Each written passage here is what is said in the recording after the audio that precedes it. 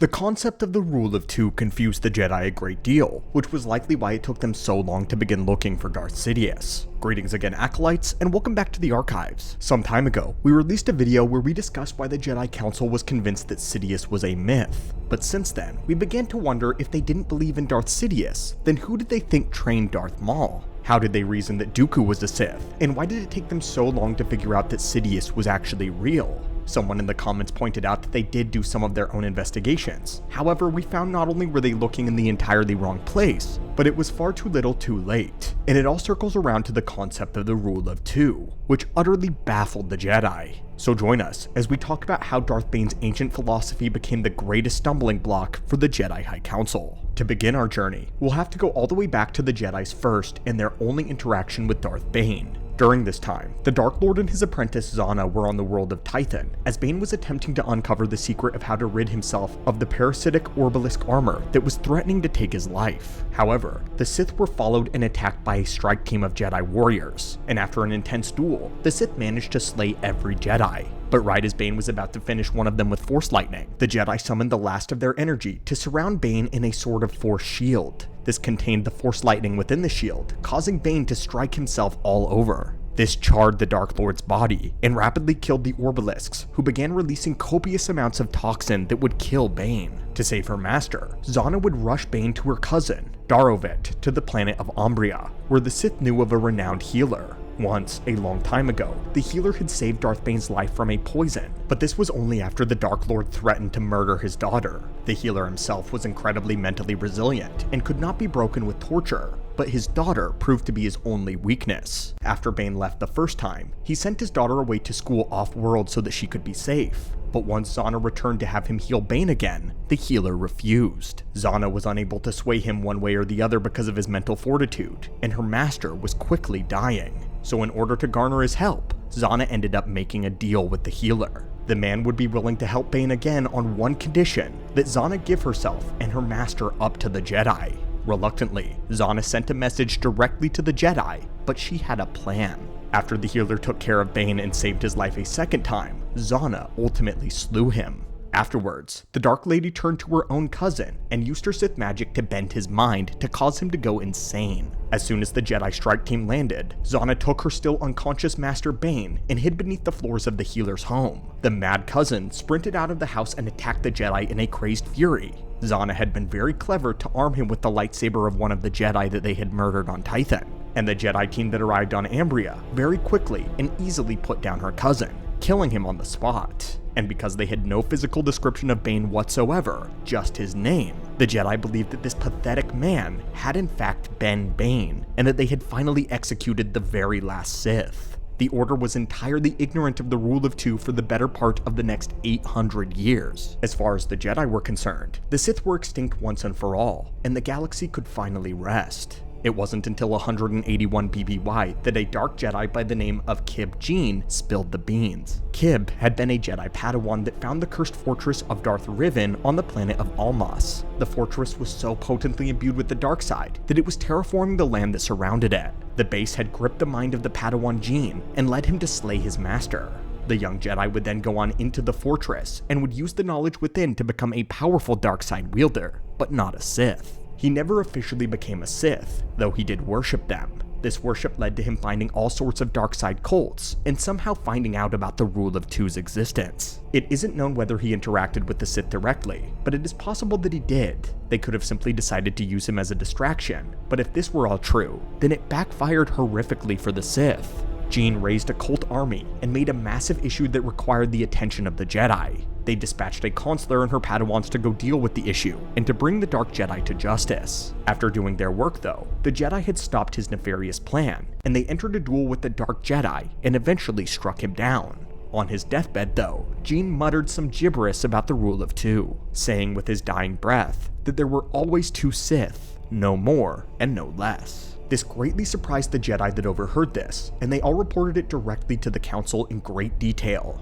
They took all of this information and had it recorded within the archives, and though at first the Jedi were concerned, they would ultimately write it off as the babblings of a madman.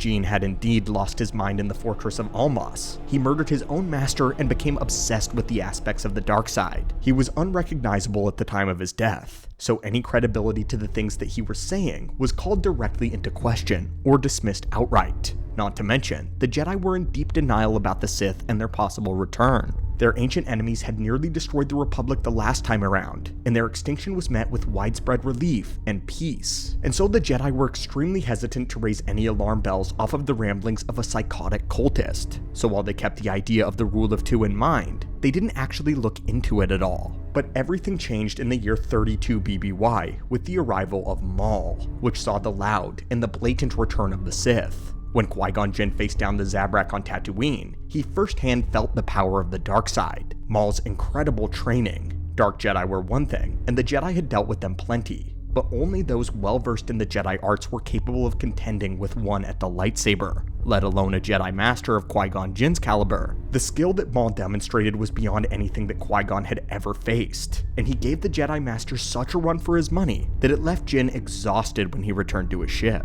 In the briefing with the Council, Qui-Gon reported all of this and insisted that he believed that the man could not be anything other than a Sith. Immediately though, both Ki-Adi-Mundi and Mace Windu were skeptical. The Jedi said that it was impossible for the Sith to return without the Jedi having knowledge of it. By this point in the timeline, the Jedi had been at the top of the galaxy for generations. Their arrogance had swelled up to a dangerous degree, as they believed that they were basically infallible. The light side had ruled for so long, and peace had been such an assurance, that they did not believe any part of the dark side could exist under the Jedi's watchful eye. Not to mention, they had kept the Jedi Shadows at work this entire time. The Shadows were a sect of the Jedi Sentinel class, whose entire job it was to root out and destroy any traces of the dark side and the Sith, and the fact that the Sith could exist was simply out of the question for the Jedi High Council. But it was Yoda who would show wisdom and humility, pointing out that the dark side made things very difficult to see. This comment seemed to sober up Mace Windu, who declared that the Jedi would pour every bit of their resources into uncovering the truth,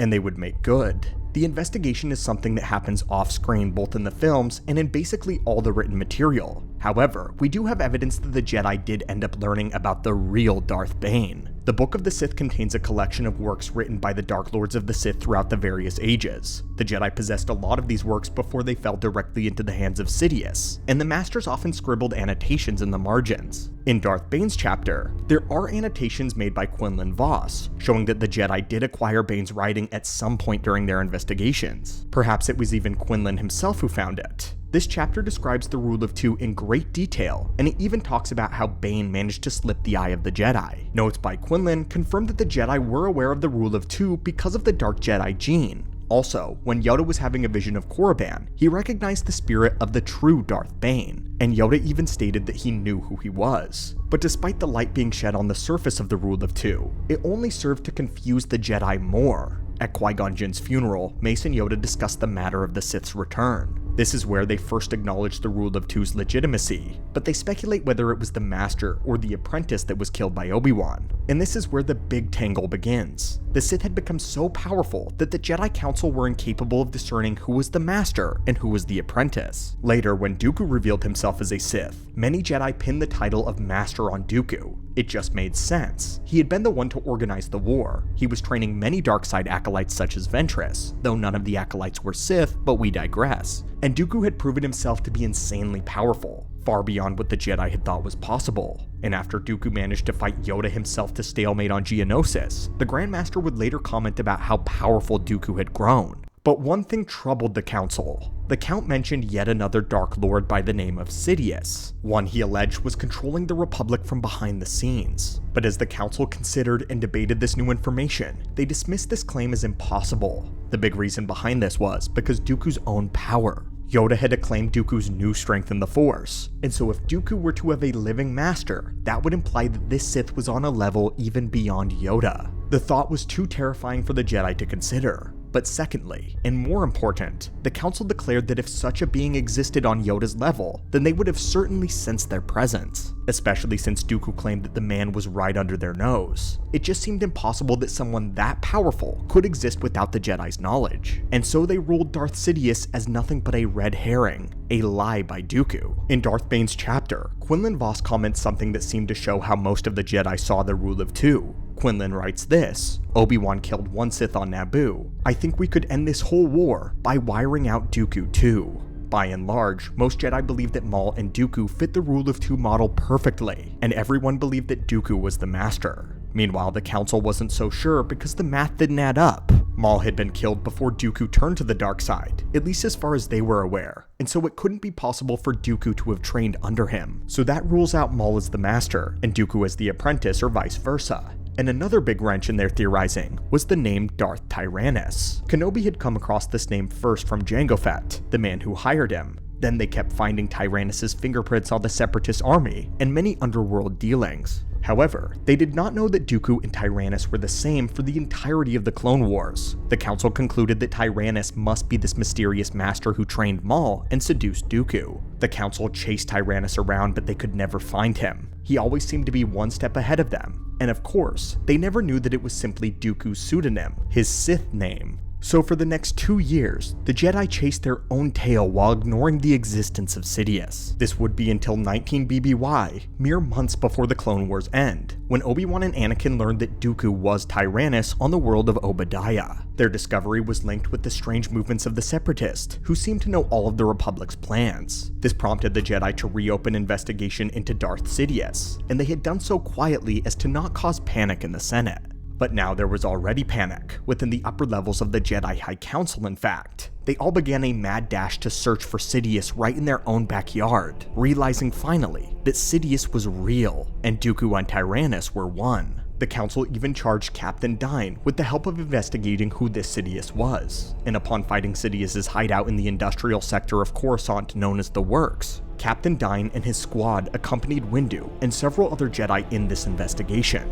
The squad ended up finding a tunnel that led directly to the sublevels of 500 Republica, Palpatine's penthouse apartment. But the investigation was halted by none other than security for the apartment, who held the team up for hours as they were cleared. This was all by Sidious's design, who realized just how close the Jedi were getting to discovering him, and had to enact his plans quickly. Finally, the Jedi and the investigation team was let in, but Sidious's trail disappeared in the middle of the unremarkable Farrakreet floor, and the numerous other footprints covering the floor masked where it may have been picked up again. And it was at this very moment that General Grievous's invasion of Coruscant began, and the Jedi were forced to retreat and to leave the scene to defend the city. Captain Dine and his companions stayed behind to continue searching though, as they believed it was equally as important for the defense of the city to find Sidious. Their scans led to them finding an elevator which plunged directly into the depths of 500 Republica, and led to a secret vault. Dine attempted to contact Master Windu, but all communications were jammed, and he was unable to reach him.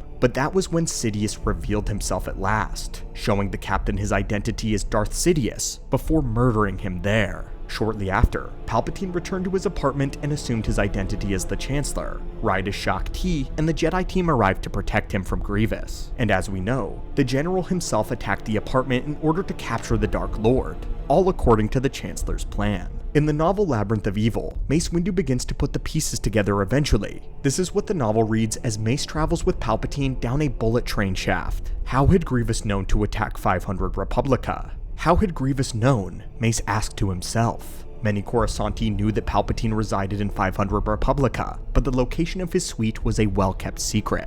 More important, how had Grievous known that Palpatine wasn't to be found in either of his offices? Not everything could be traced to Dooku. It was conceivable that Dooku had furnished Grievous with data, hyperlanes, that skimmed the outer limits of the deep core. Windu knew that much Dooku could have pilfered from the Jedi archives before he left the Order, presumably when he was erasing mentions of Kamino from the databanks as well. Similarly, Dooku could have supplied Grievous with orbital coordinates, specific communications, satellites, and mirrors, or even with tactical information regarding the location of dedicated shield generators on the surface of the world. But Palpatine had only just been elected as Supreme Chancellor when Dooku left Coruscant, when he returned to Sereno. And back then, some 13 years ago, Palpatine had been living in a high-rise tower close to the Senate building. So how had Grievous known to go to 500 Republica? Sidious? If it was all true that hundreds of senators had, for a time, been under the Sith Lord's influence, then he may have had access to the highest levels of confidential information. As many on the Jedi High Council feared, Sidious's network of agents and assets might have infiltrated the Republic military command itself.